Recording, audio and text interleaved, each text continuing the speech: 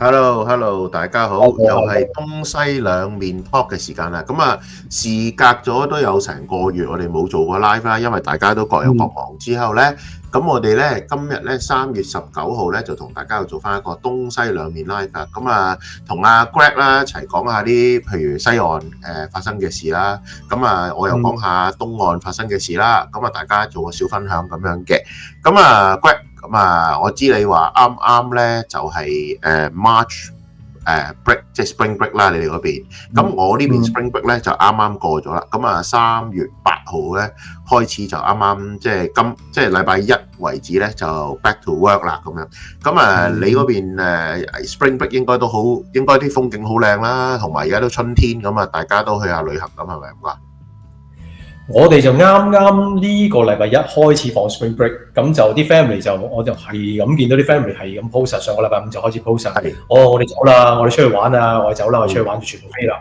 咁天氣都 OK 嘅，因為本來就話呢個禮拜應該落雨嘅 ，so far 係今日開始落雨，但係 back day 翻去由上個禮拜開始咧，其實一直個 weekend 都好好天咯，係啊，非常之好。天公作美。咁啊，我哋 Toronto 咧就即係有時好天有時凍啦，咁有時好天嘅10幾度啦，即係今日都有成16、17度，跟住咧又夜晚又會涼翻啲。咁啊前幾日咧就得幾度啦咁樣，咁啊慢慢開始回暖，但係咧整體上咧啲雪咧都未融嘅。即係嗰啲積雪咧都仲係存在緊嘅，咁啊即係其實咧溫度都未夠暖啊，咁變咗咧啲雪咧就冇咁快融，咁啊所以路面上係冇問題，但係即係如果你話嗰啲之前譬如有啲商場嗰度啦，咁啊堆咗一啲雪喺度嘅話咧，就仲未搞掂啊，咁啊仲要等多一排先融得晒啦咁樣，咁啊都咁講啦，咁啊聽你講啊啱啱啊你話 UBC 有單突發新聞喎，係咩嚟嘅咧？勁啊！大家要留意，如果你個仔話俾你聽 UBC 收send 個 email 通知佢話俾你聽，佢收咗佢嘅話咧，就叫佢再 check 下睇下會唔會收第二個 second email 啦。UBC 出咗大約超過200幾個嘅錯嘅 email 出街，話俾啲小朋友聽收生 ，OK，which 上未必係收佢，或者係收咗佢又未必係讀嗰科，都幾大鑊。喂，咁你呢個真係咩喎？呢個都幾嚴重喎！即係點解會出現呢個問題咧？咁係佢 system 問題一定係咩咧？即係我覺得咧，其實呢幾排咧 system 都好多奇怪問題啊！即係我想即係有分享下，即係啱啱有啲局友咧，即係已經其實佢哋2022年、23年已經PR 咗嘅。咁咧佢話今日咧就收到 IRCC 咧 send 一封 Welcome to Canada 嘅信俾佢喎。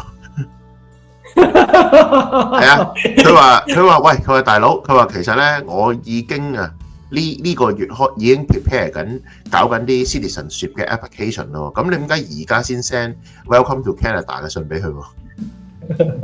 我預祝佢可以考慮 citizenship 咧，咁所以 Welcome to Canada。所以真係咧，呢啲 system 咧真係好渣，點解會咁多呢啲咁嘅騎呢問題嘅？真係即係。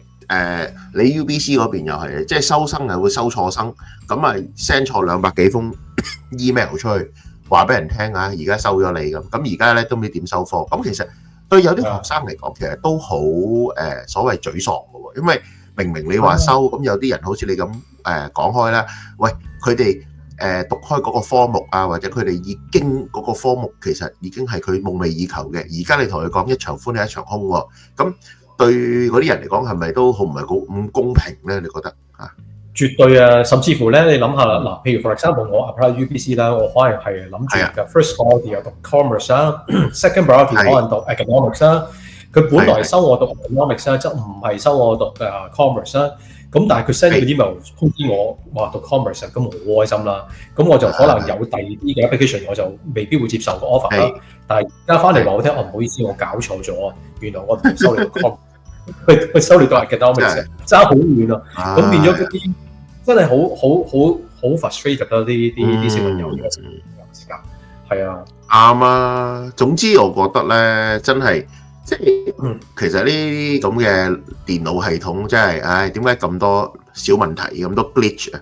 即係搞到咧啲人個個都好似唔係咁開心嘅，即係單嘢都係新款啊！即係啱啱咧，即係喺不同嘅社交媒體都有即係好多香港人都好鬼晒咁嘈啦，就係話關於個申請香港人 pathway 嘅就嗰個 IRCC 出一個所謂嗰啲新聞稿咧，就話咧expect 咧要2027年打後咧先可以處理晒嗰啲香港人路線嘅申請嘅。咁啊一時間咧好多人瘋狂咁樣post 晒出嚟之後咧，又 cap 晒圖啊，抌晒喺不同嘅媒體啊網站嗰度咧，跟住就個個咧就喺度投訴，一來抱怨啦，二來就係嗰個所謂嗰啲 Bridging Open Work Permit 啊，咩 Optional Open Work Permit 啊又好點都好啦，申請又慢啦 ，Maintain Status 咧又等8到10個月，跟住而家再加埋呢一個咁，對好多香港人路線嘅朋友咧係覺得好沮喪啊！即係有啲人已經喺社交媒體講，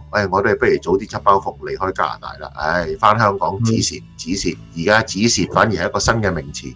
即係對好多香港人嚟講佢哋話而家止蝕咧係最好時機啊！佢話：喂，我而家過嚟冇損失啊！我Hello 啊 Ronnie 你好。咁佢話我哋而家冇損失啊！我哋21年過嚟搞掂晒完成晒，你 PR 唔批我嘅都唔緊要啊！我返香港，我香港如果21年賣咗樓嘅，我起碼都已經唔使蝕，跟住兜個圈返香港咧。喂，而家啲樓價香港微調咗3成喎，3成咁。咁佢話：喂，咁啱啱好，我翻去又買個樓，你又唔批我 PR 嘅，咁我咪走咯。我翻去又翻去揾多10年8載世界錢先再傾啦。咁其實你溫哥華嗰邊係咪都有呢啲呢類嘅聲音啊？即係都會話：喂，咁搞法點搞啊？你知啦，即係多倫多生活成本都好貴啦。咁溫哥華又更加唔再講啦，係咪啱㗎？係啊，我都留意到身邊啲人咧譬如識得嗰啲嘅新朋友啦，就香港過嚟嗰班啦。咁佢哋 check 咗之後咧，發覺譬如無論係 Stream A 又好，或者 Stream B 都好啦。Stream B 都好啲，佢哋可能儲夠鐘一早已經send 咗入去申請 PR， 不過就可能等咗成年幾都未通知啦。冇錯。咁但係 Stream A 嗰就好慘啊！我有啲 case 就係話佢個直頭佢個 study permit expire 咗，但係佢未攞到PGWP。但係 IRCC 人覆佢，咁變咗而家真空狀態唔知點樣。係呢個最大問題嘅，即係呢個咧確實係，即係呢個 maintain status 咧對好多人嚟講確實係一個好艱難嘅，因為有好多尤其是呢幾排啦你都知道加拿大經濟係咩料啦裁員潮啦，加埋嗰個所謂公司嘅倒閉潮咧，令到好多人咧確實真係諸事不順嘅，即係尤其是23年後過嚟嘅人咧。即係確實係領悟咗，即係經濟唔好嗰一面。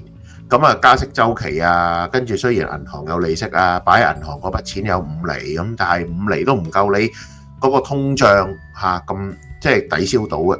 咁跟住再加埋就係個經濟開始萎縮喎。咁你話你賺嗰5厘息，但係咧你個工作機會越嚟越少，甚至咧有唔少咧係出現呢啲叫做裁員啦。咁之前有好多喺多倫多嘅朋友咧都會講話哇嗰啲 IT 部門咧就裁員得好犀利，咁忽然間成個部門咧就冇咗咁。做銀行嘅又係啦自從即係你知啦 H 嗰間銀行就俾 R 買咗之後咧 ，R 嗰邊就開始裁員啦。講又話冇裁員啦，咁但係其實原來係有嘅。有啲人話秘密地咧就俾人捧走咗啦咁所以咧。即係呢啲情況咧係屢見不鮮啦，咁再加埋近期你都知啦，即係某大百貨公司即係阿悲咧，咁就好悲哀啦，咁9000人嚟緊會失業啦，咁即係其實溫哥華嗰邊個就業情況又點睇咧？你嗰邊啊？其實都係差唔多，不過咁講啦，由始至終溫哥華呢邊咧嗰個就業情況都比較差嘅，因為呢邊唔係咁多嘅 opportunity，唔似多倫多。變咗啲人要揾工咧，都唔係咁容易咯。我只可以話俾你聽，所以嚟到嘅人咧，其實都幾 tough。即係頭先我講就係話，譬如舉例子，如果佢 Stream B 嗰度嚟嘅話，而家佢儲夠鐘，可能1年之後啦，但係佢失入紙申請之後咧，2年係冇可能攞到 PR 嘅。咁中間如果真係個 Open Work Permit expire 咗，其實有冇咩 solution 啊？真係冇。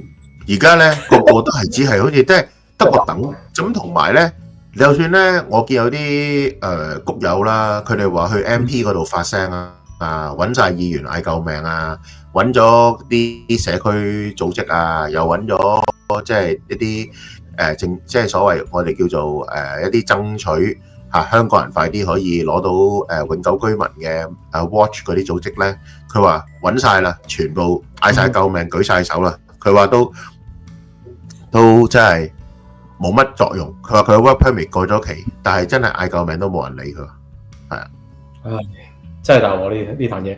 今日先講咗話，所以而家大陸好，即係呢樣嘢先係煩。係啊，而家 radio 講嘛，最快可能要等到2027年先至有機會可能會批到個 PR 出嚟㗎。哇，大佬要等2年，咁你諗下啦，一定過啦。你 open work permit 嗰班3年嘅啫嘛，你嘈咗1年 apply， 可能2年之後你都攞唔到，一定會真空期坐咗喺度㗎，唔知點。到時又冇工返，又坐咗喺度，又唔走得，都幾大鑊。唉，真係咁，所以咧，即係呢個真係絕對唔係一個好事嘅，即係對好多人嚟講，其實確實真係而家真係兩難局面啊！即係就算即係你俾你有能力，我都係執包袱翻去啦。咁其實係咪真係咁容易咧？即係如果你有小朋友嘅，即係嗰個配合要更加嚴峻啦，因為讀書啊或者所有嘅嘢都重新嚟過，咁跟住翻到去又要即係建立一個人際網絡啦。你話你2-3年都冇翻過去，咁跟住你又重新開始，其實絕對唔容易嘅，即係唔係話咩？但係即係你如果我係你咁講啊，你建唔建議啲人繼續喺度等咧？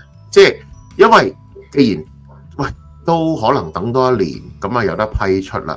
或者你佢8-9個月前入紙嘅，等多10個月啦，咁都有得批出啦。咁你建唔建議佢哋等啊？定係你都話即係都無可奈何，都係即係鳴金收兵，早啲翻香港好過啦。咁係咪咁啊？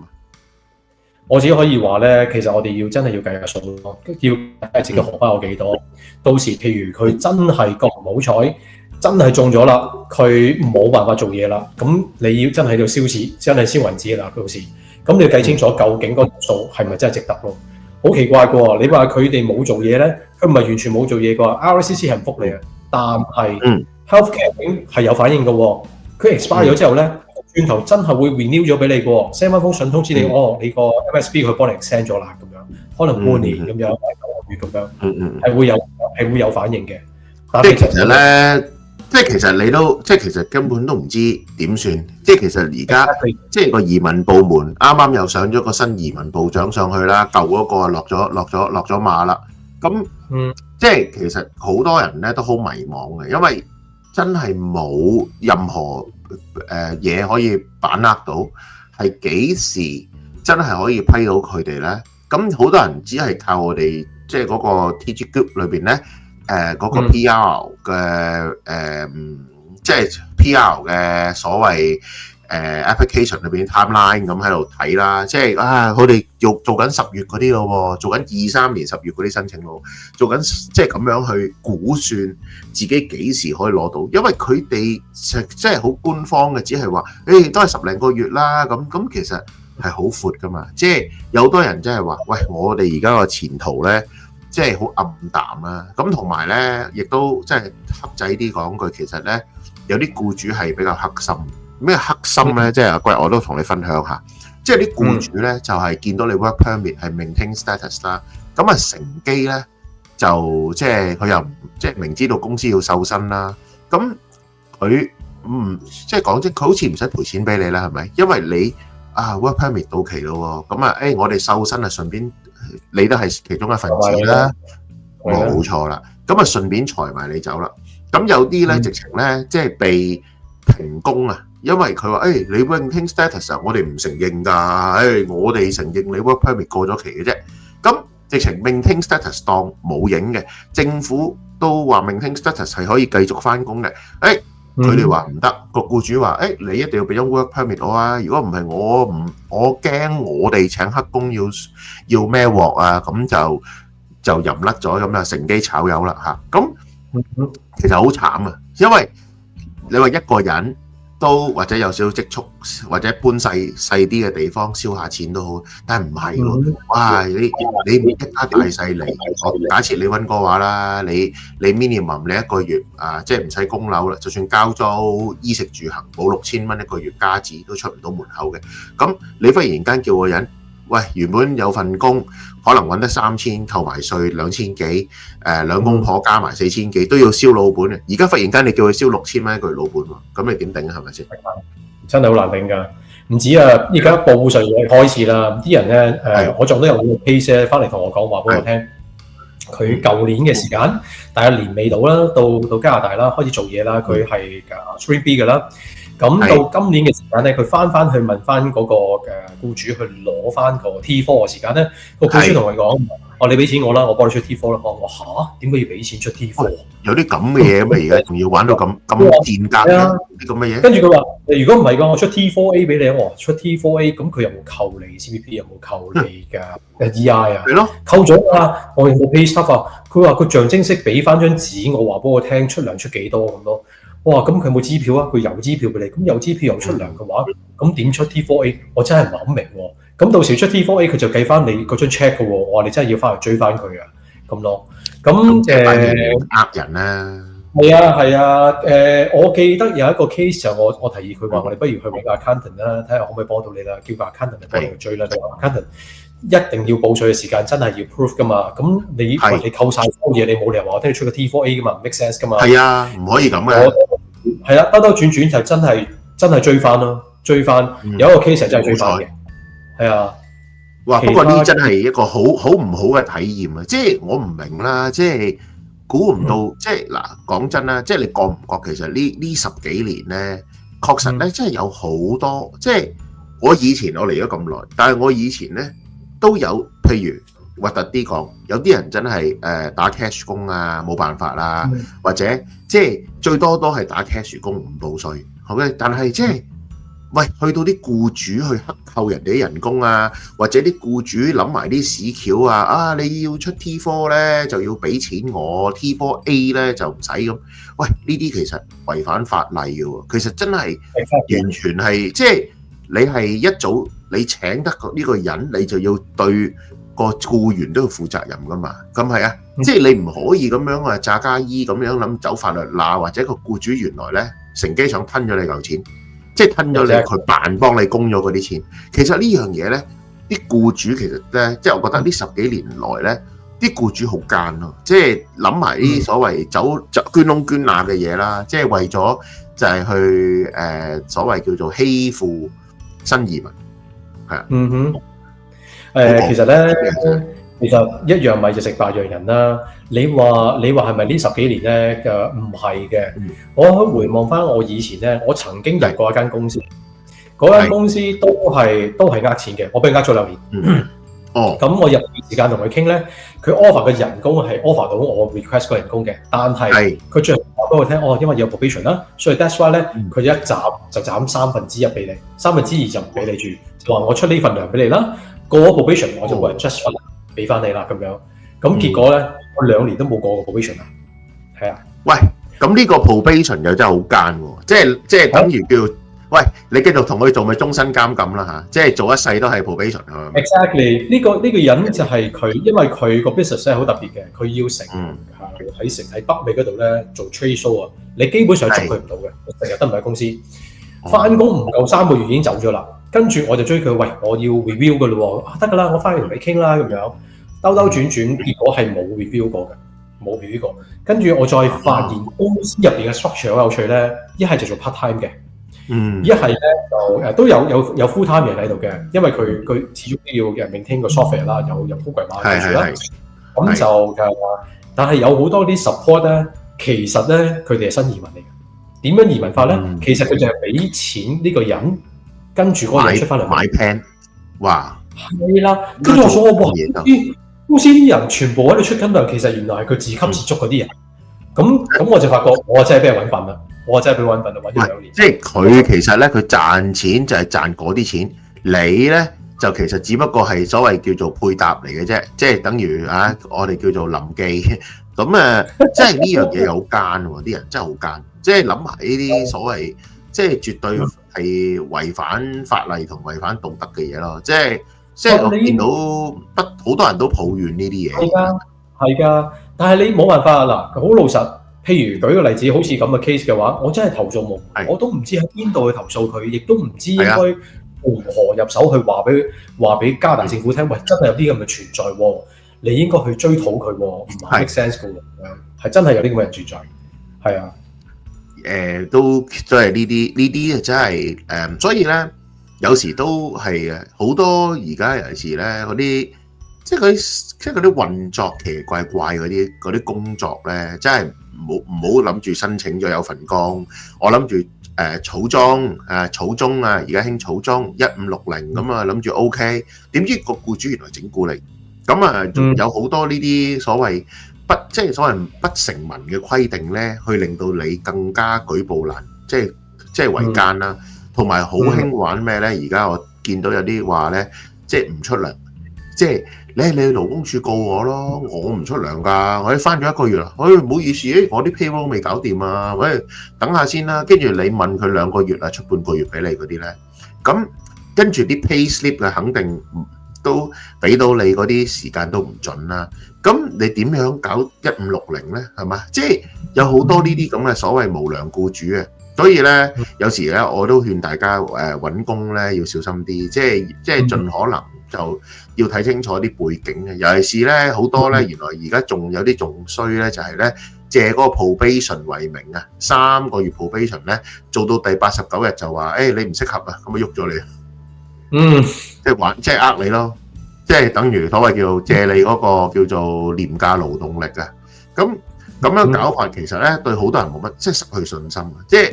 嗰個即係好爛咯，即係以前嘅加拿大我唔覺得有呢啲問題，但係而家估唔到，即係人多複雜，跟住再加埋好多僱主走精面，咁啊，即係亦都點講咧？即係嗰個生活成本，我諗係都好大問題啦。咁，即係你生意唔好嘅，咪乘機玩呢啲嘢咯，咁嚇。所以大家都要小心啦。咁啊，講下講咧，喂，頭先上次你講話。我哋講起有個 sports team 喎，係咪？即係你上次你話你嗰邊咧，即係點樣組體育隊啊？定係用體育俾啲小朋友可以申請到專上學院咁樣咧？聽你講。唔係，其實係咁嘅。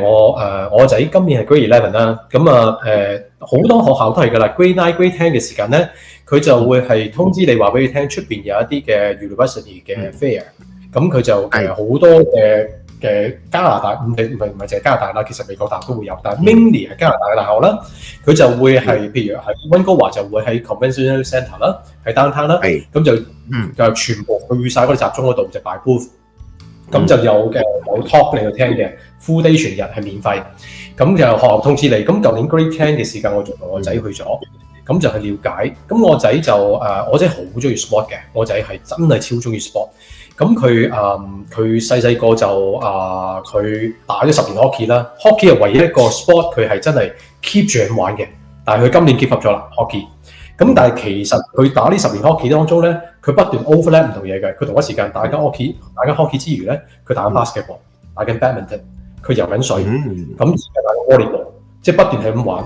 咁佢好想做 athlete，professional athlete。OK，咁所以 that's why 咧，佢好想咧入 U 嘅時間咧，都係用咁樣入去啦。咁我哋就去到嗰嗰度嗰啲講座嘅時間咧，我聽到個 talk 幾得意喎，佢講係真係有呢樣嘢嘅喎，加拿大。原來喺北美咧，喺加拿大叫 U Sport， 喺美國就叫做NCAA， 咁就2個唔同嘅 association 咁啦。咁要搞清楚喎，喺 U 入邊咧係有 club 嘅，你可以玩個 sport。係一個 club 嘅，即係譬如你去 school 入邊打volleyball 或者打 hockey， 不過係 club 嚟嘅，呢個又唔同，唔係 U Sport。U Sport 係咩咧 ？U Sport 係直頭話俾你聽，嗰間學校有呢個 sponsor。U Sport 可以係有 scholarship， 咁樣去玩。嗱，我 share 少少嘢，你等我陣啦，我 share。好啊。share 係啊 ，U Sport 睇先下，我睇下個 browser 喺呢度 U Sport。見到畫面，睇到睇到好嗱，其實咧我哋要好小心咧去處理一樣嘢咧，就係嘅當其時，我記得我去聽嘅時間咧，嗰間學校係由 Halifax 過嚟嘅，咁佢間學校咧好出名咧，就係track and field， 即係玩田徑嘅，好出名嘅。但係佢 U Sport 冇田徑嘅，佢 U Sport 冇田徑，佢間學校嘅 U Sport 咧只係有 hockey、有 soccer 同 volleyball 呢三個啫。所以你睇清楚間學校佢 U Sport 係邊一樣嘢，因為如果 U Sport 入去咧個好處咧就係話你有機會攞 scholarship 啦，同埋咧你攞嘅分數咧唔需要攞得咁高。舉個例子，譬如你去UT 咁樣去多倫多 UT 讀，譬如你話我要入去讀 engineer 咁樣，喺個 website 你話俾佢聽，佢需要嘅分數去到80分嘅。如果你80分嘅話，基本上你80分係入 UT 嘅，因為嘅通常話得俾你80分嘅話咧，同你爭嘅人咧冇90啊95咧，佢都唔同你爭。咁即係通常咧，咗大約係90或者95咧，先會入到去 UT 讀 engineer。但係如果你係得80分嘅，而有 coach，UT 個 coach， 譬如你打 hockey 好勁嘅 ，UT 個 coach 係 hockey coach 睇中咗你，俾個 offer 你，而你 accept 咗個 offer 咧，你就可以用 minimum requirement， 即係80分，你就可以入 UT 讀 engineer 啦。OK， 唔止喎，仲可以點讀法咧？因為佢預咗你咧要玩 sport 啊，所以咧佢係得差唔多咧每年咧有半年時間咧，你會 travel 去打波。你玩任何 sport 係啦，有半年時間，即係話你得半年時間咧留喺學校真係去讀書嘅。所以 that's why 咧，佢預咗你咧一年咧可能 take 嘅學分咧唔係好高啊，佢就俾你4年咧 graduate 嘅 undergrad 咧可以 extend 到俾5年去 complete， 所以係有時間你可以5年去 complete 嘅嚇。甚至乎如果你真係好 outstanding 嘅話咧，你可以攞 scholarship， 佢有 scholarship 嘅，係非常之好㗎。咁我哋就要睇清楚咯，個 U Sport 究竟佢係你要揾，譬如你係加拿大叫 U Sport 啦，美國就叫做 NCAA 啦，見唔見到玩嘢係咪 NCAA 啊？見到啊 NCAA 係美國嘅，嗱但係要小心喎，美國 NCAA 咧佢好仔細㗎，有分 Division 1、Division 2、Division 3嘅，所以咧你要睇清楚究竟呢個 division 咯，同埋咧如果入美國嘅話咧，唔係美國會多好多啦 ，sport 就。係佢接收嘅 sport 會多好多啦，但係要考 SAT 落美國讀書嘅話，就一定要讀 SAT 嘅。OK，喺加拿大你可以玩 sport 嘅時間，又同一時間可以用 sport 去讀大學㗎。咁咯。咁我都因為咁嘅緣故咧，個仔好想去做呢樣嘢啦。咁嗱，大家講下啦，或者我講一啲我自己。而家個仔做緊嘅嘢啦，或者而家在座有人聽到嘅時間咧，可以俾翻啲 comment 話俾我哋聽，有啲 suggestion 其實阿 Greg 你可以考慮你叫你個仔做呢啲㗎咁樣。咁其實咧，我個仔就由舊年開始啦。咁舊年佢其實好得意㗎。嗱，我個仔我頭先講咗佢好中意玩 sport 啦。咁佢咁多年讀書咧，佢都 focus 咧喺 academic 上面嘅，佢就係 focus 喺 sport 上面嘅。咁 until 佢係應該係舊年嘅一個好大轉捩點。佢舊年前年一個好大轉捩點。佢 Grade 9嘅時間，因為佢玩 volleyball 整親隻腳。OK， 佢打 hockey 冇整親過 volleyball 整親隻腳。佢就因為佢落地嘅時間，對方隻腳過網佢踩到啦，咁就韌帶撕裂就撕2級撕裂。咁所以佢就 take 咗好耐時間。唔可以打波，咁就跟住，因為個 coach 嘅太太咧就 physio 嚟嘅，咁就幫佢。咁我就發覺，咦，原來做 professional athlete 咧，我嗰時成日同佢講，你做個 professional athlete 嘅咧，你嘅壽命好短嘅啫，你可能30歲你就玩完㗎啦，已經 retire 㗎啦。因為你 sport 冇可能玩得咁多年，你一定要諗，即係好難 keep 嘅。係啦。咁佢就見到，咦，原來 physio 幾好喎。咁佢又去問嗰個問個 coach 嘅太太啦 ，physio 點樣去即係點樣去讀㗎啦，應該點樣啦。咁跟住又好好啦，因為 coach 嘅太太佢一路幫佢去睇佢隻腳之餘咧，亦都去教佢啦。咁佢從嗰度開始咧，佢發覺佢對 physio 有興趣啦。Grade 9嘅時間尾聲，咁 Grade 10佢就個心就諗住，好似嚟緊嘅時間我要做 physio 啦。咁佢就開始 set。話俾自己聽，我要向住啲方向。咁所以佢好 clear， 好清晰，佢知道自己會讀乜嘢咁樣。咁但係佢有樣嘢好唔清晰，就係因為佢玩 sport，我哋亦都係以前細個時間，佢中意玩乜就俾佢玩啦。所以我頭先同你講就係話，佢 hockey 打10年，但中間係不斷 overlap 嘅。佢一直都好想做 multi sport athlete，即係話唔係某個 sport 嘅 athlete，係做可能2個 sport 嘅。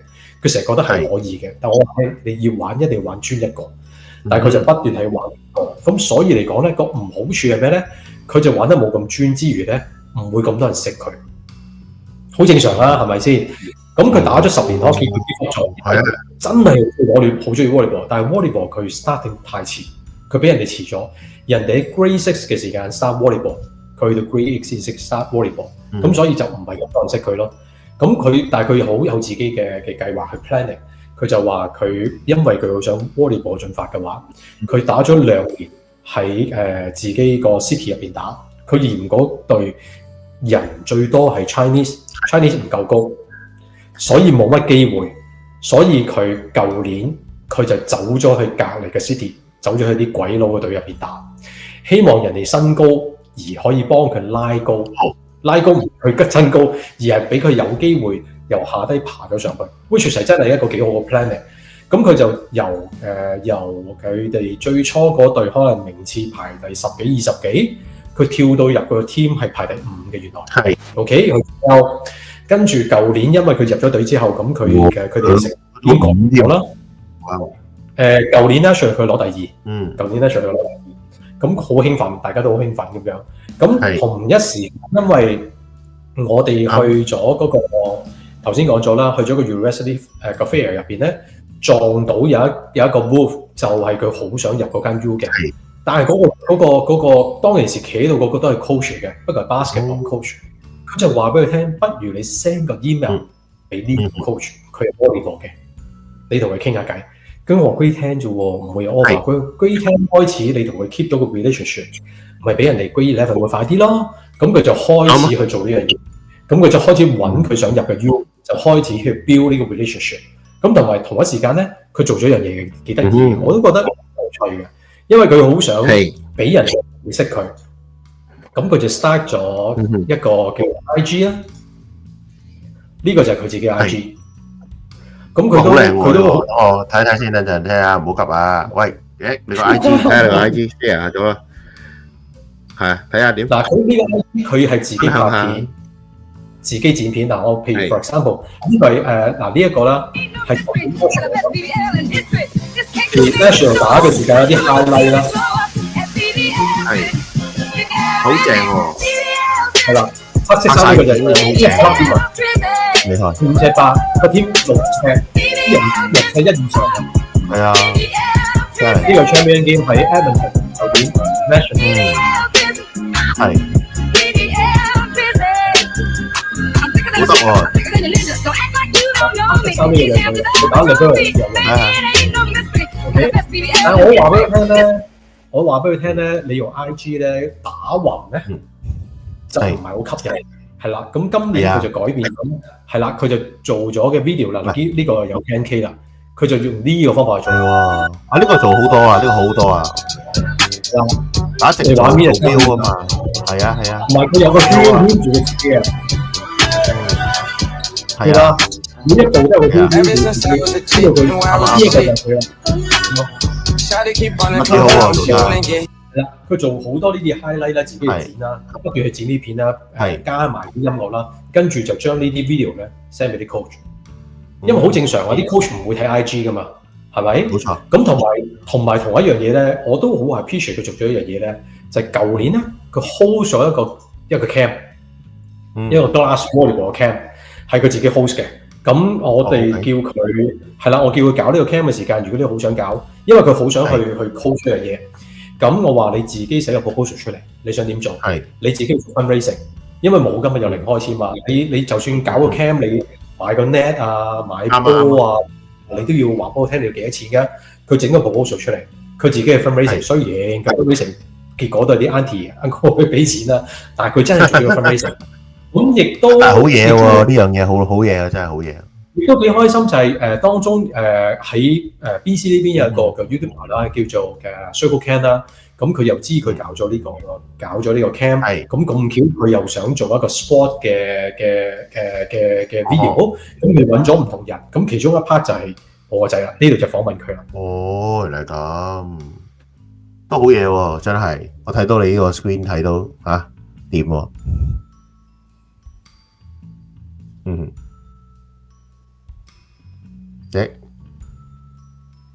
等緊你播出嚟啊！冇人睇唔到，我睇唔到啊 ，sorry 啊，我再 share 個，我諗我 share，因為佢停咗喺 IG 嗰個位嘅。咁啊，再重新你而家開啊！唔緊要，我擺咗個 YouTube 嘅 channel。好啊，我睇睇先，大家at 咗啦，快啲嚟。係啦，少少啦。係喎。之前係打 hockey 咯，同 badminton。hockey 同 badminton 係最主要都係打 hockey。我打咗 hockey，我好似6歲定5歲開始嘅。咦，咁點解你會突然間轉咗過嚟想 major 打 volleyball 多過 hockey 嘅？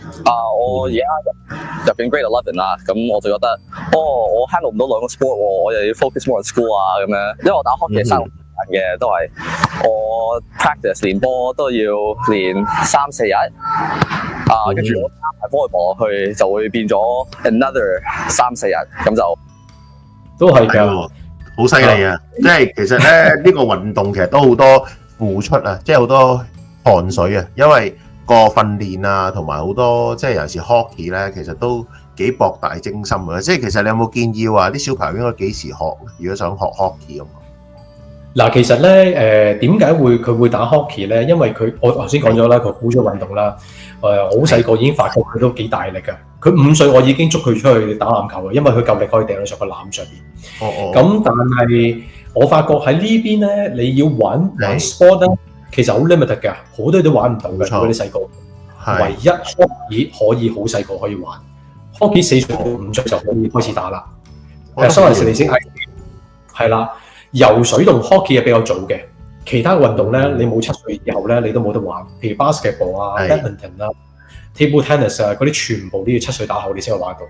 OK，所以hockey 咧，其實如果你問我嘅話咧，想當年我哋就係俾佢學咗 ice skating 先嘅，佢係遲過人哋嘅。人哋小朋友5歲開始打 hockey， 佢5歲時間就學緊 ice skating，6歲正式打 hockey。可唔可以6歲係啦。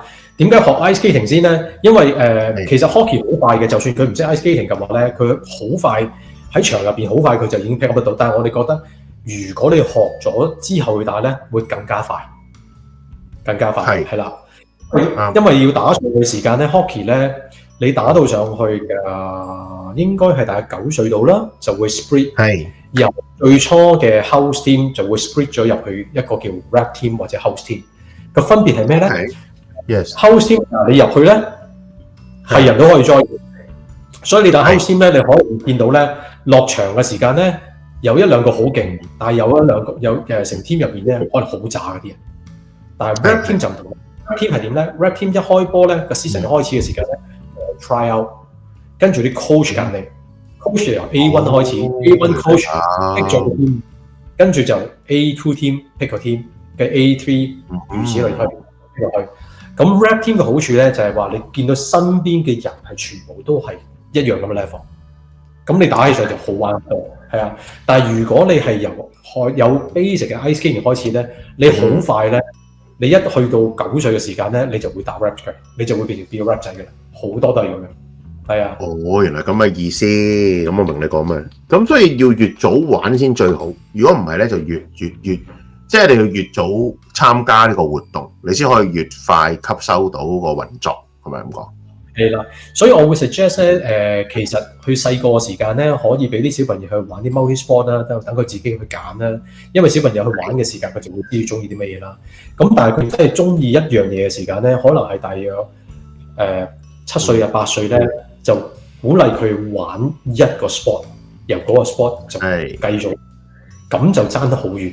係啊，爭好遠。我會 share 呢兩個 link，呢兩條 link 啊，個 YouTube 嘅 channel 啦，即係我仔個 YouTube 同埋 IG 啦，咁大家就可以入去睇下究竟佢點樣去做，咁大家可以 follow 一下啦。有興趣亦都可以 follow 佢啦 ，like 佢啦，support 下你嘅小朋友啦，咁咯。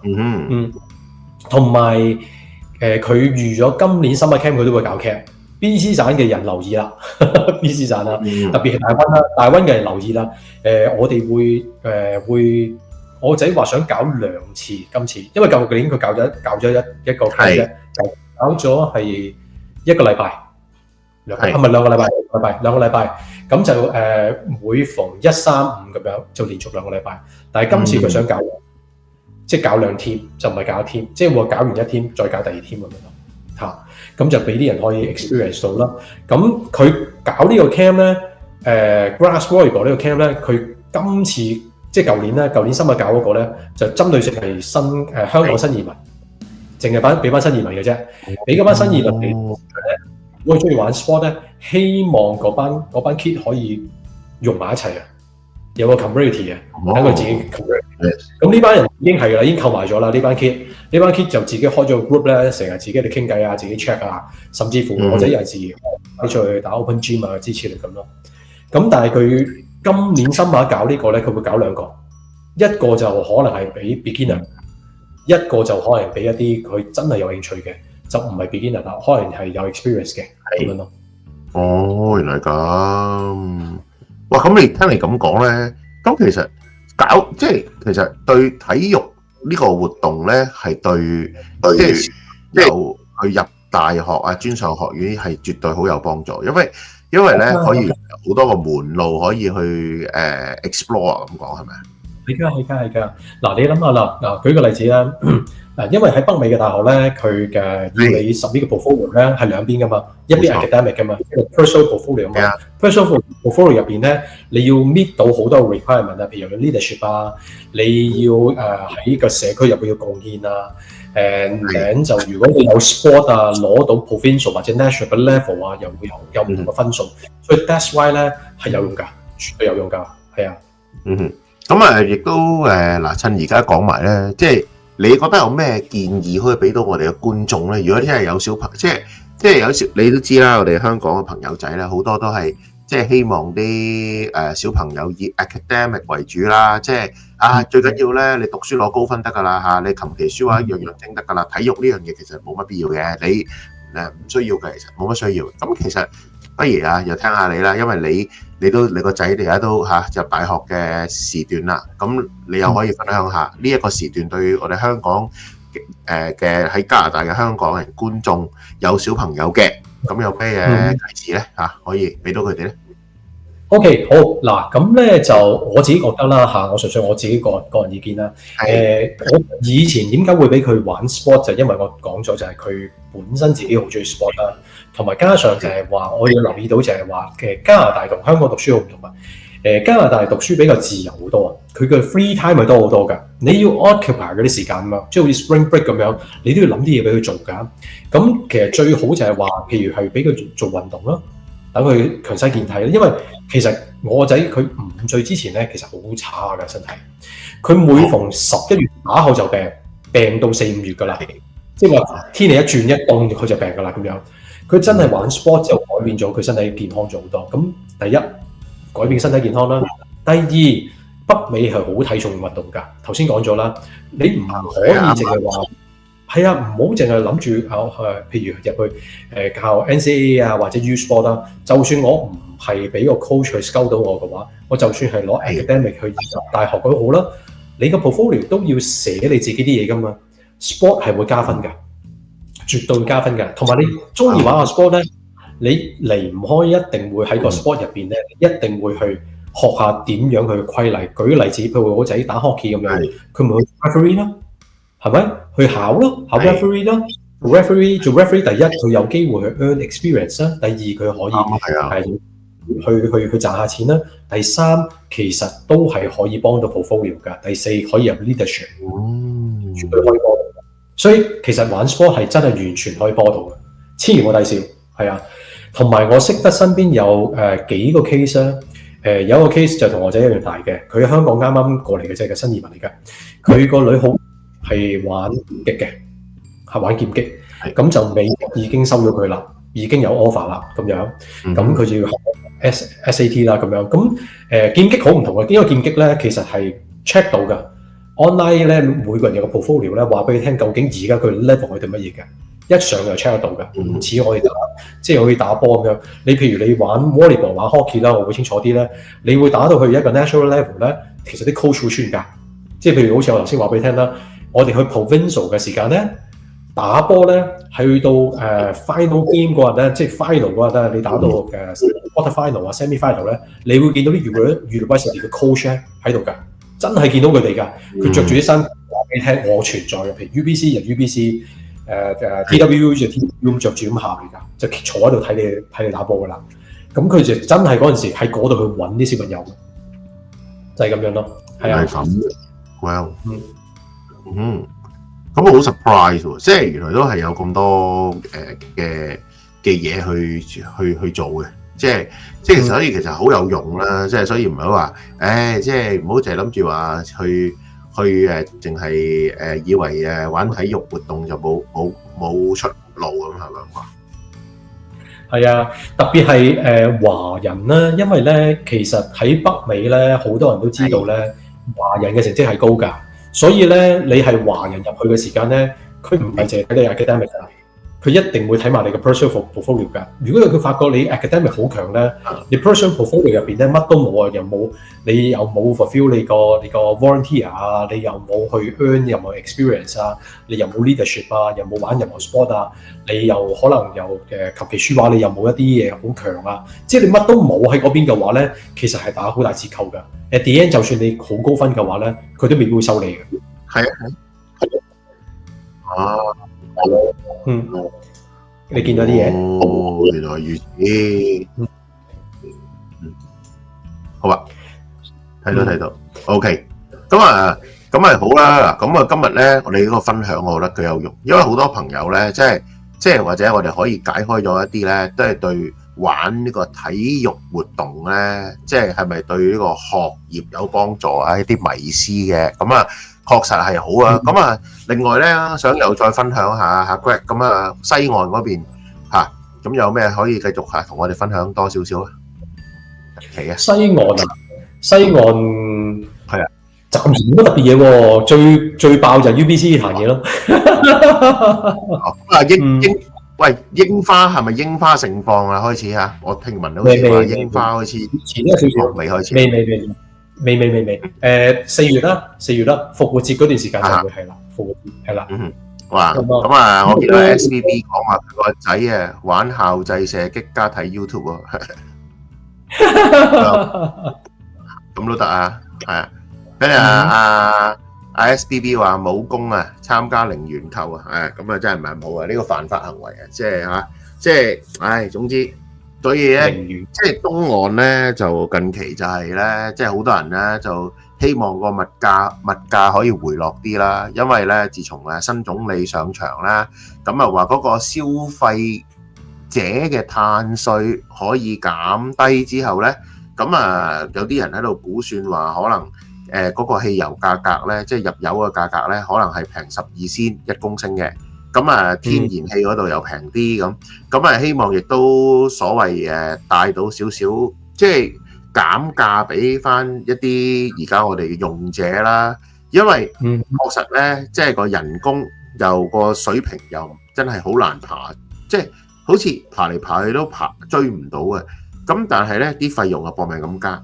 咁啊，同埋咧，亦都希望即係買餸嘅價格會回落啲啦。即係尤其是而家又話有關稅嗰個問題啦，令到有好多朋友覺得，喂，而家買啲嘢都一啲都唔平㗎喎。咁嚇，即係除非即係每一個禮拜咧都要好似做功課咁，要拿住個手提電話睇住個 app 有冇邊度有特價，邊間超市平啲啊？邊度買塊牛扒又平啲啊？邊度買生果又平啲？即係。搞到咧就係好似要追住啲物價嚟走啊！即係如果唔係咧，就慳唔到錢啊！即係而家咧，確實即係唔容易，生活唔容易咁，所以咧即係東岸嘅人好多而家暫時咧就即係除咗返工，我今日去 Costco 都留意到一樣嘢好有趣。我去 Costco 咧見到Starbucks 嗰啲豆啦搬咗出嚟啦，咁我最初以為佢搬咗出嚟梗係特價啦咁樣，一擺得出嚟通常都係特價啊嘛。點知行埋望一望，平時嗰啲豆都可能係23-24蚊到啦，今日係29蚊多個九，做乜貴咗咁多加價嘅？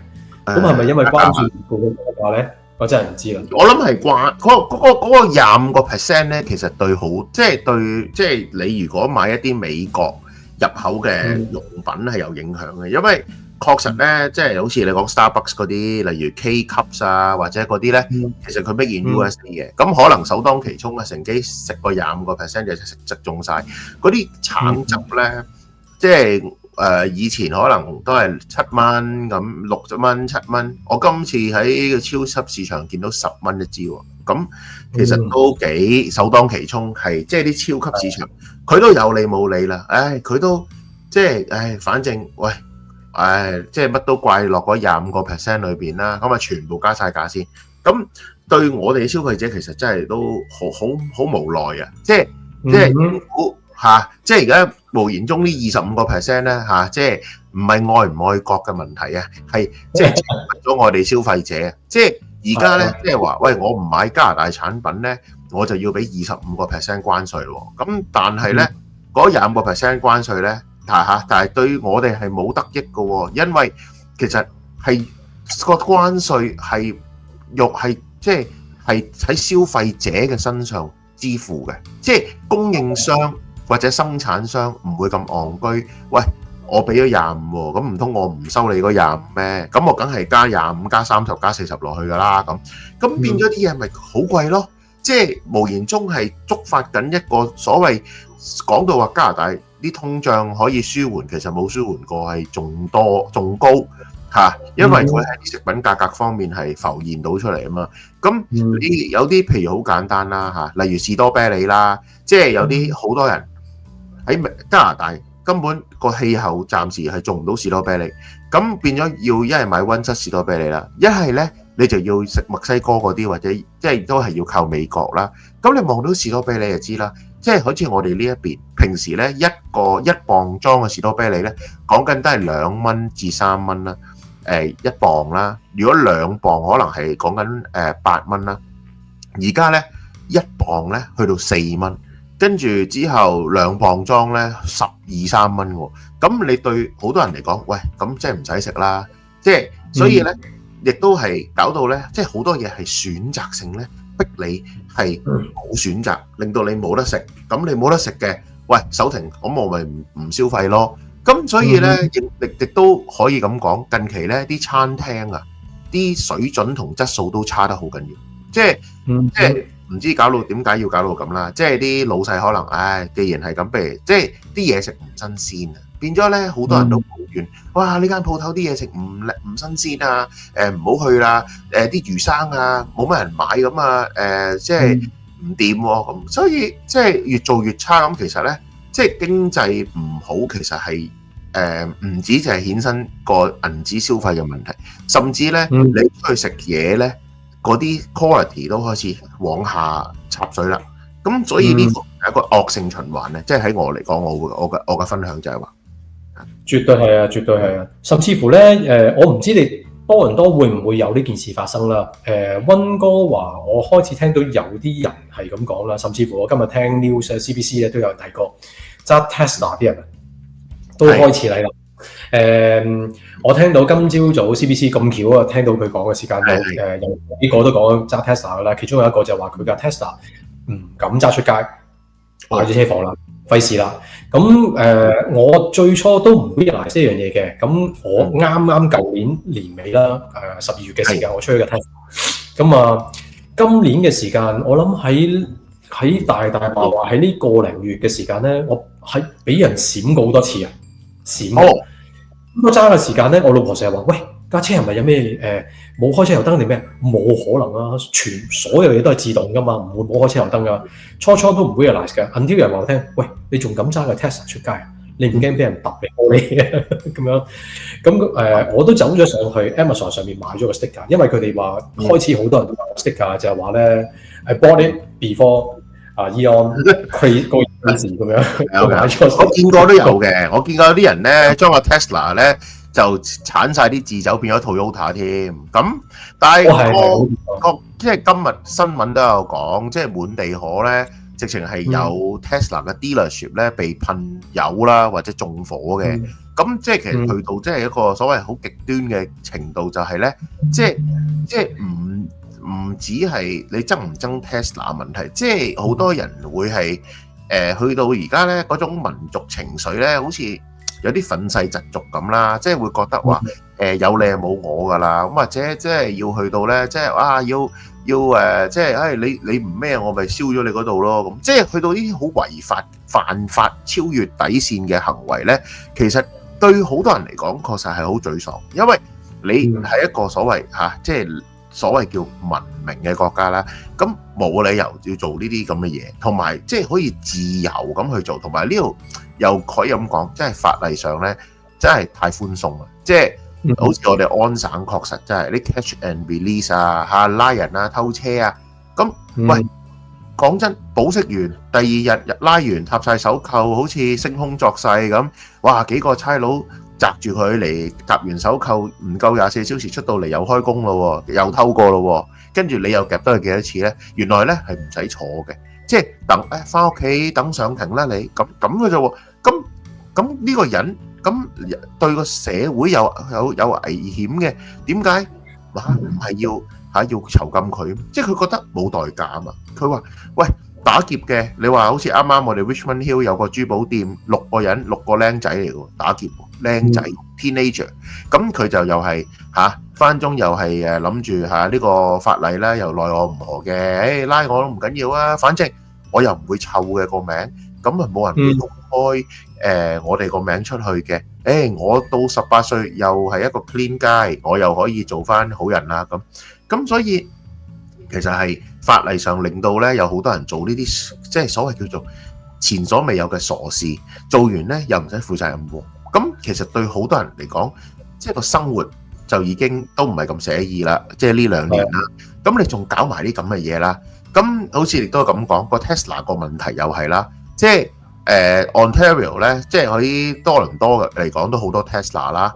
咁啊〜有啲人咧真係好似你咁樣咯，即係逼住要貼個 sticker 落去啊！再唔係咧就寧願唔揸部車啊！有啲人亦都講話要賤賣部車添，即係還翻部車俾 Tesla， 我唔供啦，我斷供啦，即係我斷供唔供，你嚟拖我部車走啦，咁樣嘅去到。咁但係即係 Tesla 亦都會追究你噶嘛，即係除非你話我乜都冇嘅，我話知你啦，我 credit 俾你畫花咗我都唔緊要噶，咁啊 OK 咯。有啲人係話寧願還咗部車，提早還車，佢唔 delete 話我即係欠佢錢咧，哇我唔咩㗎咁其實咁樣係有啲所謂又係即係去到嗰個位咧，大家都係勢不兩立咁咯，係啊。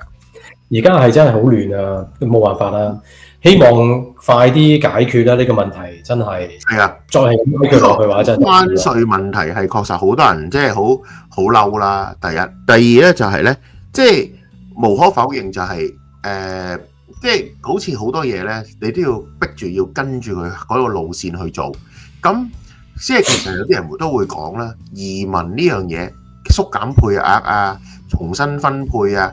都講就話同美國冇關係，咁其實美國即係叫做一換老細上場，跟住加拿大又將嗰啲政策啊、運作啊、入境規定啊，全部咧就開始又改嚴格啲啊，或者要做啲嘢出嚟，令到即係要我家細佬做嘢啊，大佬你要睇住我啊，咁點知大佬又唔睇住你喎，大佬啊照你食蕉啦咁，所以咧又係即係對加拿大有啲人嚟講係即係對呢個所謂咁樣近期呢啲問題係又愛又恨嘅。咁但係你話你唔要，你話我唔同即係美國做雕得唔得咧？咁但係你話喂冇，我真係唔好覺咧，嗱好簡單，我真係唔好覺有歐洲嘅所謂海鮮啊、肉類啊、牛奶啊可以嚟到加拿大嘅喎，即係佢成日就講我哋要同歐洲做多啲 trade 啊，同亞洲做多啲 trade 啊。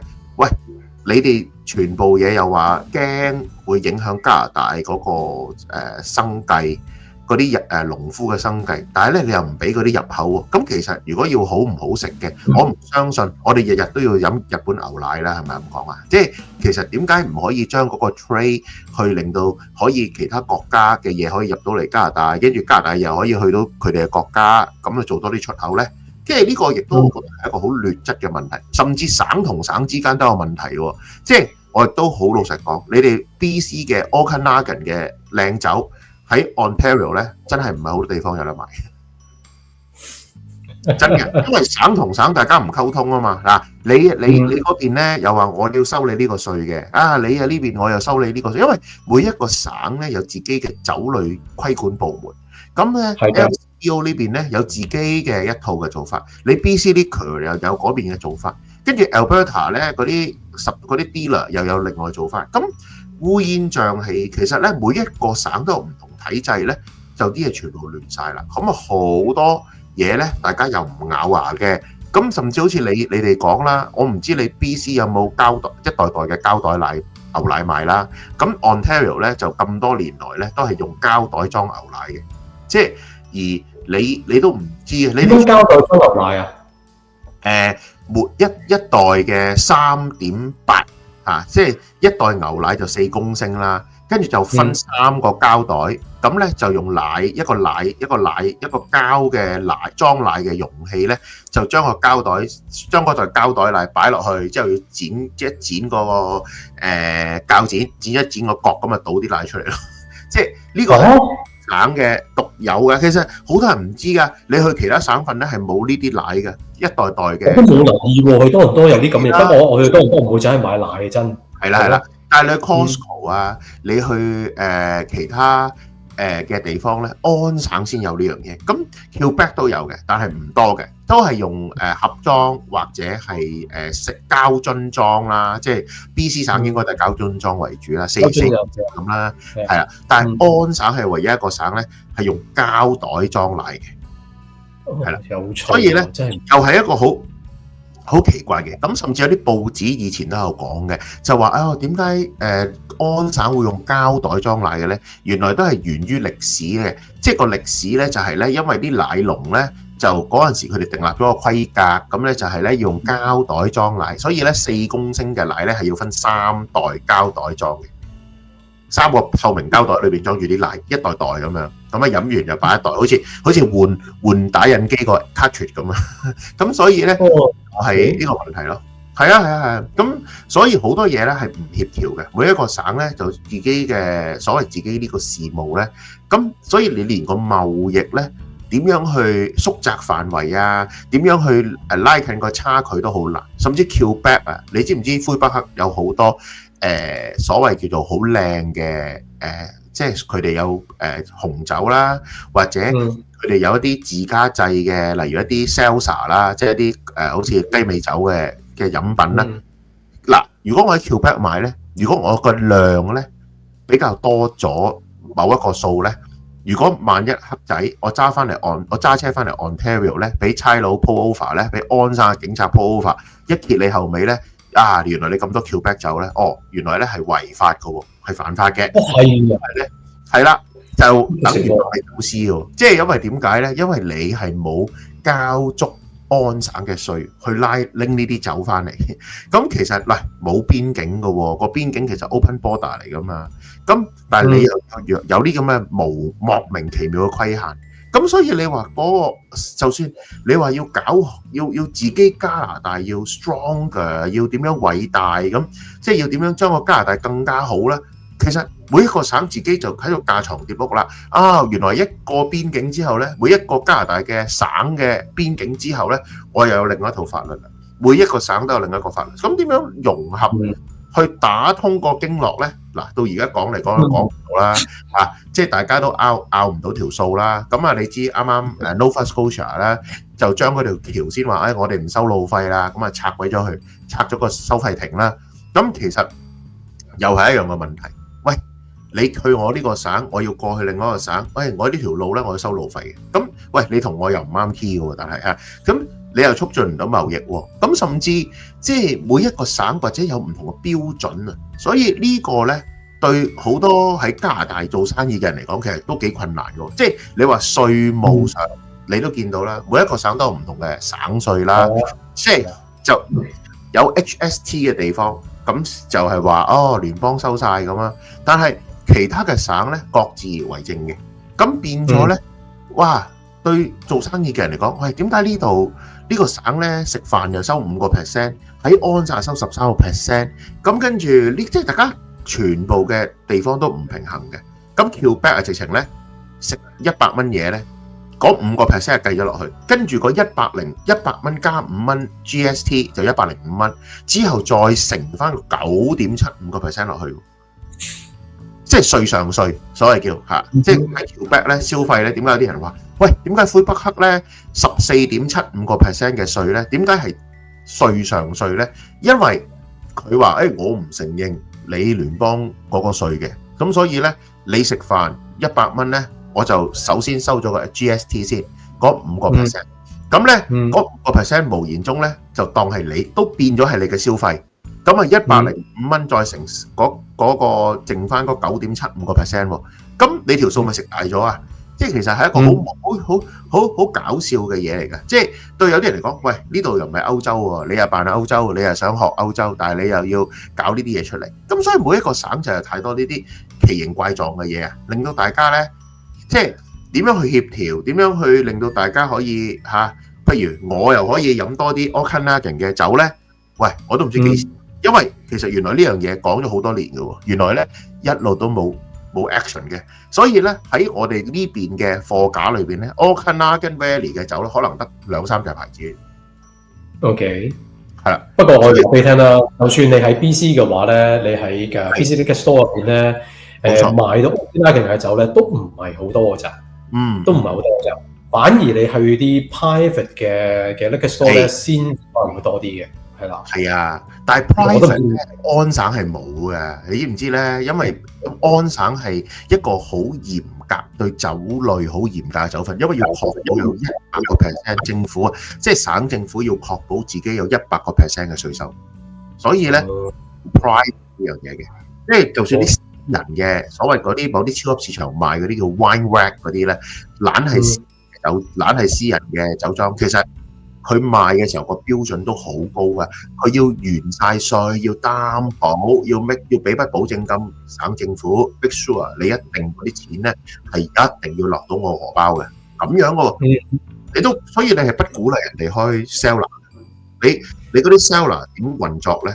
你未見官已經要打幾廿個大板咯。喂，嗰啲 wine rack 咧，其實喺 BC 省咧都唔係咁有咗咁多年嘅咋。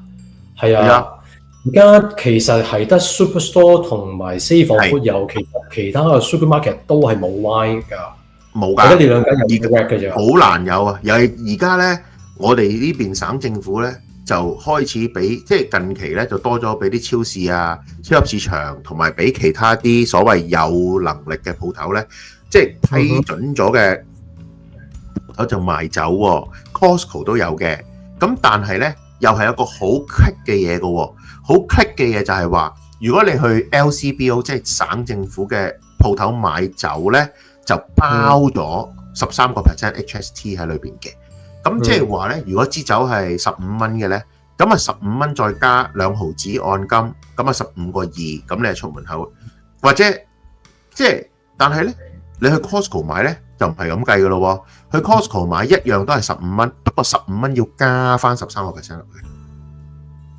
加多 ，OK， 跟住仲要加個按金錢，咁所以咧對有啲人嚟講，喂，你又話係啊，你又話多咗選擇嘅，咁點解你又要稅上稅咧？喂，我已經你明明支酒15蚊。完咗稅㗎咯喎，你唔係話15蚊除翻個1.13出嚟，再 on top 再13個半，再乘翻13% 落去喎，你梗係15蚊包咗稅賣俾 Costco 之後，再15蚊加稅 ，Costco 要收翻，再加翻稅俾政府，即係話嗰啲酒咧無形中俾咗26% 稅。Interesting， 但係有趣在嗰邊嘅 Costco 都賣喎 ，BC 呢邊嘅 Costco 冇酒賣㗎，我哋冇酒賣。係啊，暫時未開放我估。嗱呢個就係因為我覺得就係省。每個省嘅法例嘅 indifference 啊 ，Quebec 有嘅咁但係Ontario 咧又係做啲好搞笑嘅，就係喂你係不鼓勵，即係其實無言中好似懲罰咗人哋去 Costco 買酒啊！即係喂點解我要俾26% 稅啊？係嘛？即係咪傻嘅？即係買嗰個都傻嘅，即係買貴1/4喎！即係大佬嗰啲唔係錢，唔係我賺咗嚟飲嘅喎，原來要交俾政府使喎。但係即係我去 LCBO 買都係一樣錢啫嘛。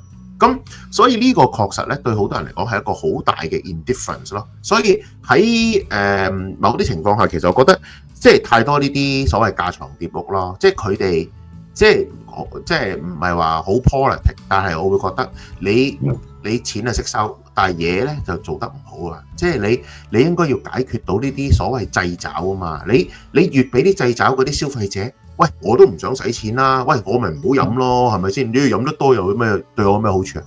嚇！即係嗱呢啲咧令到啲人唔敢消費，真係東岸同西岸又係有 difference。係啊，嗱Alberta 就好抵嘅買酒，因為 Alberta 佢少咗稅啦，佢冇 GST 啦。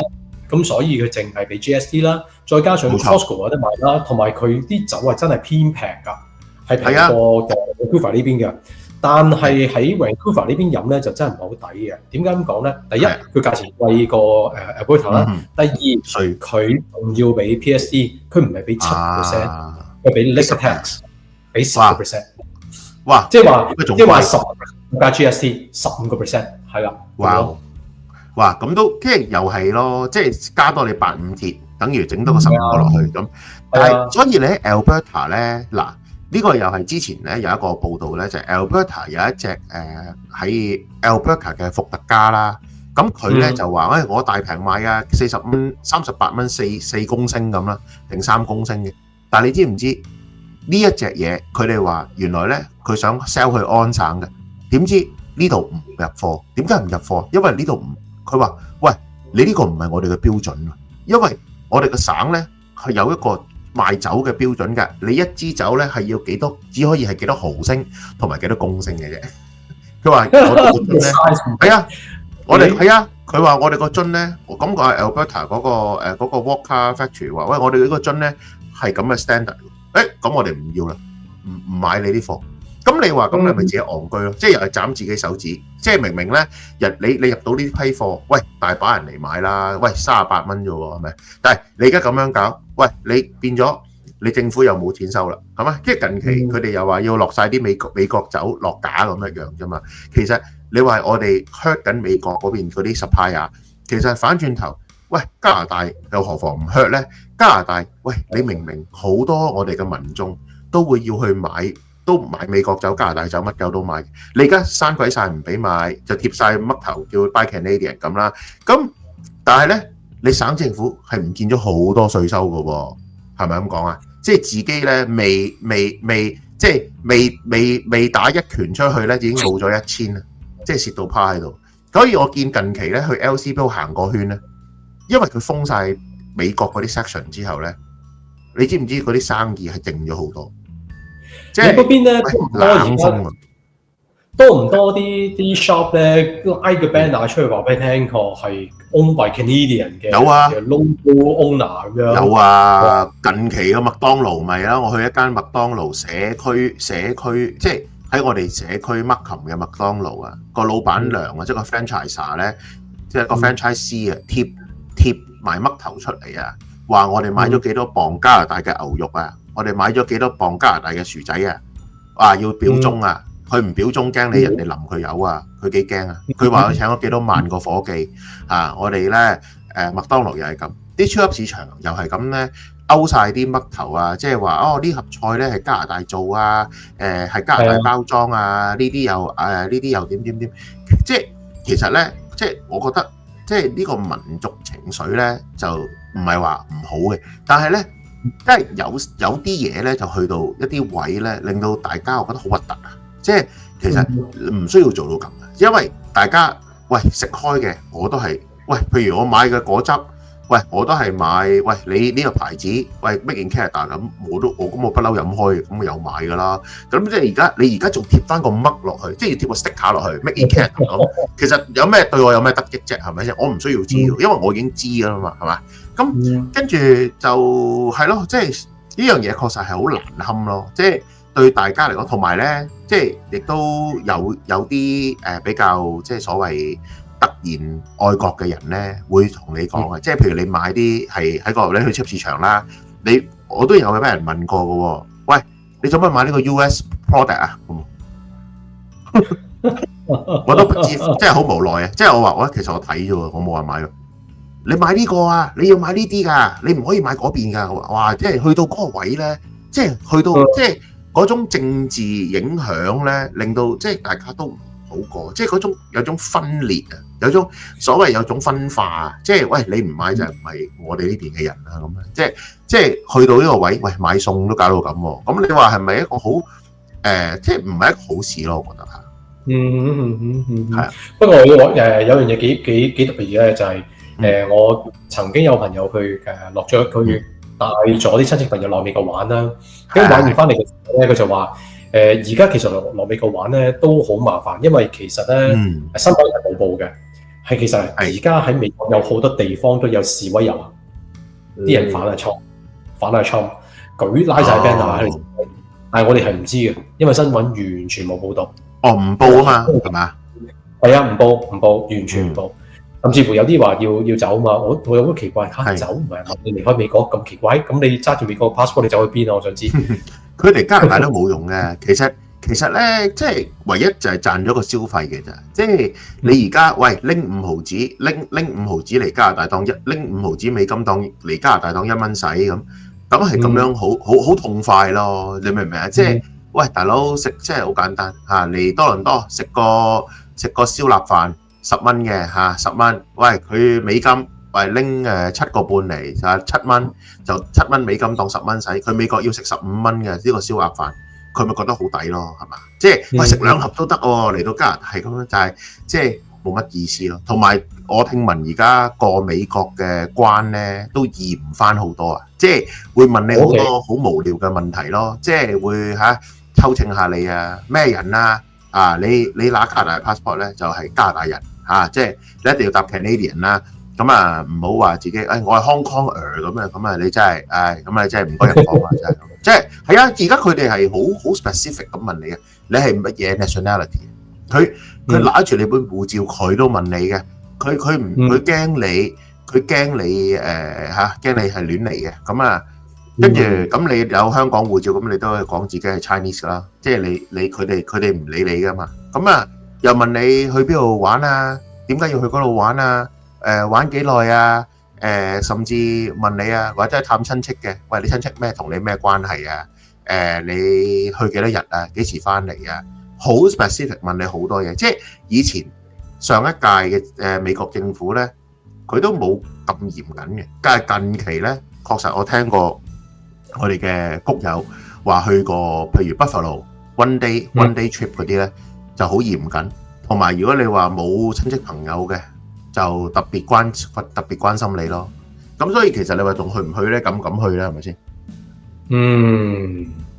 等我問下我爹哋媽咪，我爹哋媽咪4月尾佢哋會坐 cruise 落去 Seattle 兜個圈，咪好興嘅。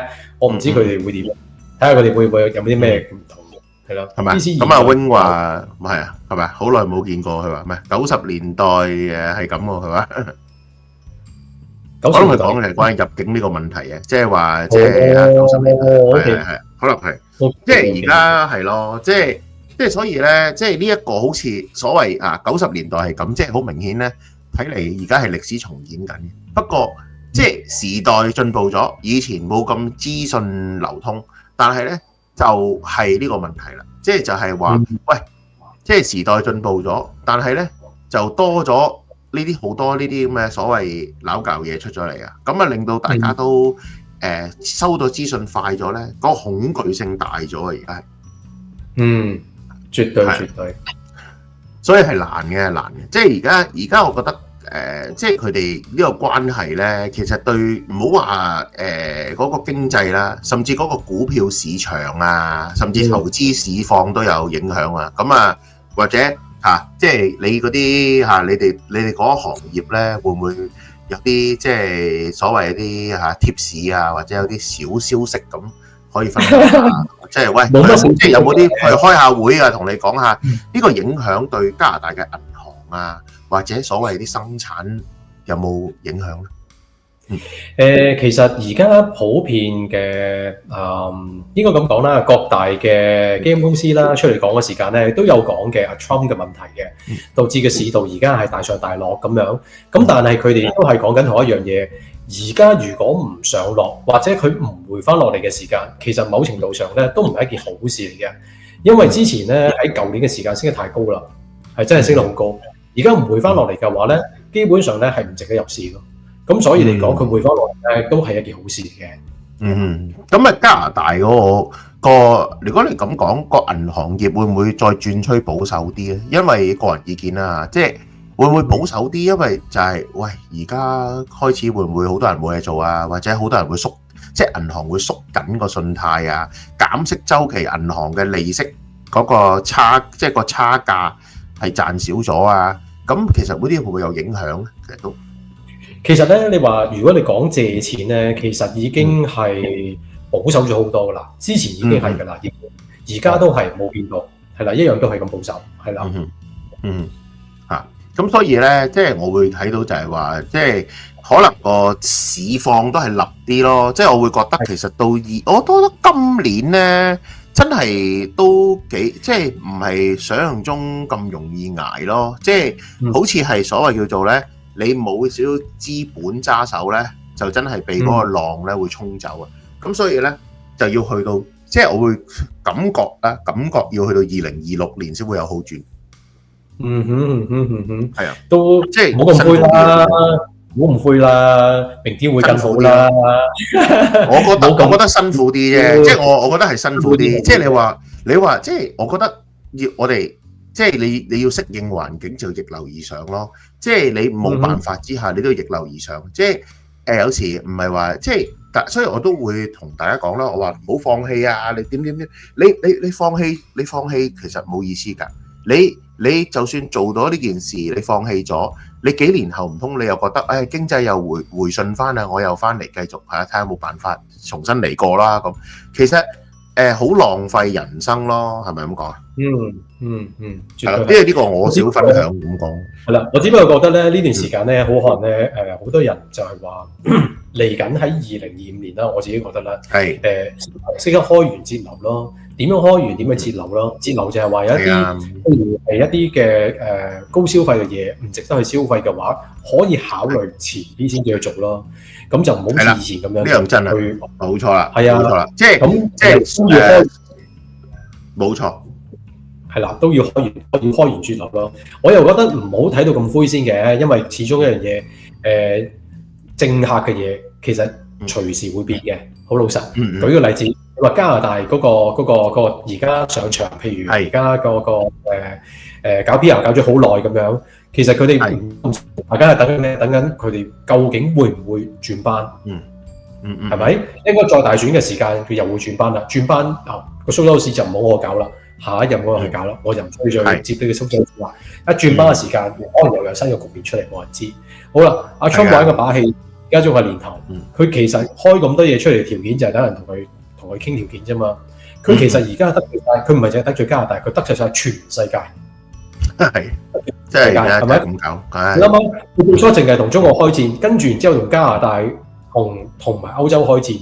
咁你諗下啦，咁佢仲有咩地方唔開戰？個個都開戰。咁所以嚟講，好快我哋應該會見得到究竟之後會有咩事發生咯。我唔覺得呢樣嘢就係佢，總之要佢即係要 keep 住自己個勢咯。即係我覺得即係要keep 住自己，即係唔好放棄咯。即係我會，即係我都咁講，就係你喺好多程度上係好難捱咯。但係我覺得唔好話淨係喺加拿大，其實全世界都好難捱，因為嗰隻手咧搏命撥啊嘛。搏命去撥到四圍都亂晒，咁你去邊個國家都會有同一個問題，只不過係你唔到你即係唔到你針唔吉到肉，你唔知痛解啫。嗱，反而我覺得咧，加拿大仲有個好處嘅，加拿大咧始終一樣嘢就係話我哋地大物博，我哋資源豐富，我哋就算衰起上嚟，我哋仲係自給自足，所以唔使擔心，你急得出嘅嘢都有，連油我都有，唔使擔心。講開咧呢樣嘢咧，可以啦，係啊。有一樣嘢我想研究下就係話，東岸係唔會地震噶嘛，我冇記錯。東岸有地震嘅，多倫多或者多倫多喺湖裏邊有斷層嘅，或者喺魁北克都有地震嘅。咁但係次數多唔多或者成咧？咁講緊可能幾年一次啊咁樣咯，即係又冇話即係西岸比較多少少咁咯，係啦。係啊，西岸咧其實咧由上次到而家咧中間其實我哋震過兩次，有一次係晏晝嘅時間，有一次夜晚凌晨時間啦。我唔知凌晨嗰次有冇人 feel 到啦，因為嗰次嘅震嗰個震度唔係好大啦，同埋時間唔係好長啦。晏晝嗰個長少少嘅，同埋嗰個震度係大少少嘅咁咯。咁啲人就亦都好啊，有個警號啦，就去執翻自己地震包啦。即係大家都要留意喺西岸真係要執翻自己地震包，仲唔好淨係得一個，要擺喺唔同地方，擺1至2個咁樣就穩陣啲咯。我見到，同埋我同我爹哋媽咪同我仔都再 remind 多次啦。What if 如果呢件事真係發生嘅時間，我哋約咗喺邊一度邊度，我哋會喺邊度？係，因為好緊要。約咗空曠地方，一個好空曠地方，咁嗰度一定唔會有嘢震到落嚟㗎啦。咁樣就係嗰度邊度咯。咁所以大家都要留意呢啲嘢。即係有個所謂逃生計劃啊，即係一個 emergency evacuation plan，或者要安排啲食物啊、水啊，或者一啲即係啲叫做臨時嘅電力啊，咁嗰類嘅嘢其實都應該好緊要啦嚇。咁甚至乎即係萬一有火災，即係你知地震啦，如果 touch wood 啦，會有衍生火災啊嗰啲嘢，咁啊要都要提防啦，或者要睇下點樣去即係要點樣去準備啦嚇，要即係維護，即係除咗要維護自己啲資產之外咧，都冇辦法之下，有時都即係有啲人好似你話加州嗰次山火咁，有啲人話我唔願走啊，我呢個係我自己屋企啊，但係咧啲火燒到埋身咧，佢唔願走就變咗人都冇埋啦。係啊，絕對係啊，所以呢個要係有啲要有個 plan 啊，係咪？絕對，特別記住有保暖嘅嘢擺喺個袋入邊咯，因為始終係北美，係夜晚，就算夏天都會到，所以大家要留意。咁係嘛？咁阿 SBB 話7月去日本搏一搏喎，買重保險喎，可能佢大預言家，可能佢覺得會有地震啊。唔係啊，講得好犀利啊！而家講咗日本嚟緊好快應該會有個大嘢出現啊嘛。係啊，已經預告咗啦嘛，已經係啊，佢哋話已經。嗰個斷層已經好 close 啦嘛，已經。喂，即係而家即係從上排咧，冰島個火山爆發一樣啊！即係好多人咧原本話去冰島諗住好正啊，去玩啊，忽然間個火山爆發咧，搞到好多地方都冇得睇。係，即係而家地球就係咁樣啦嚇，地球而家確實係真係，真係都係嗰句，地球病咗啊！所以即係咧，好多或者你10年前你諗過想去嘅地方，忽然間而家冇得去，即係忽然間原來係消失咗嘅會，咁啊被一個風災啊、火災啊咁搞到冇咗啦咁咯。所以有時即係要活在當下要珍惜啦，我會覺得係咪咁講？係，絕對啱啊！咁啊多謝星爺 Lam 咧一個 super sticker 嘅嚇，多謝你支持。咁好啦，嗱咁我哋今日咧同大家講到差唔多啦。咁啊多謝阿 Greg 咧今日又嚟同我哋一齊傾偈啦。咁啊做呢個東西兩面 talk，大家分享下東岸西岸嘅一啲趣聞啊，或者一啲小分享啊，生活趣事咁樣啦。咁啊〜留意翻啦，我哋下集咧又繼續下個月又同大家東西兩面talk啦嚇，咁我哋又繼續咧帶下啲 topic 俾大家一齊傾下偈。咁好啦 Greg 我哋下次嚟緊再同大家見面啦 ，OK？ 好 ，OK，多謝晒，好啦，多謝收睇，拜拜啦，拜拜 ，thank you，拜拜。